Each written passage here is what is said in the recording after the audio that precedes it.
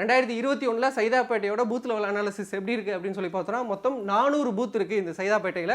அதில் திமுக 348 பூத்தில் முதலிடம் வந்திருக்காங்க. அதிமுக 52 பூத்தில் முதலிடம் வந்திருக்காங்க.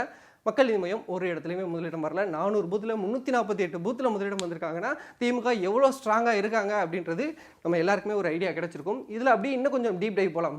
முதலிடம் வந்திருக்காங்க 348ன்னு. ஆனால் அந்த முதலிடம் 1க்கும் 2க்குமான இடைவெளி என்ன அப்படின்றத பார்த்தோன்னா தான் இன்னும் நமக்கு ஒரு ஐடியா கிடைக்கும். ஸோ நம்ம சொல்லியிருந்தோம் மொத்தம் 400 பூத் இருக்குன்னு. அதில் 178 பூத் வந்து திமுகவுக்கு ஸ்ட்ராங்காக இருக்காங்க. 112 பூத் வந்து அவங்களுக்கு டிஃபிகல்ட்டாக இருக்குது. அதிமுகக்குன்னு பார்த்தோம்னா 8 பூத் மட்டும் தான் அவங்க ஸ்ட்ராங்காக இருக்காங்க. 376 பூத் வந்து டிஃபிகல்ட்டாக இருக்காங்க.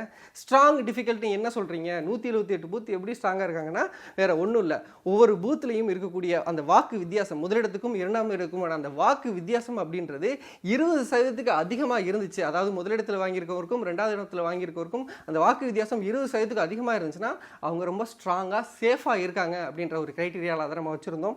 இன்கேஸ் அது வந்து 10% கீழே இருக்குது, அதாவது அந்த ஓட் டிஃப்ரென்ஸ் 10% கீழே இருந்துச்சுன்னா அது ஒரு டிஃபிகல்ட்டான பூத் அப்படின்ற ஒரு கேட்டகரியில் வச்சுருக்கோம்.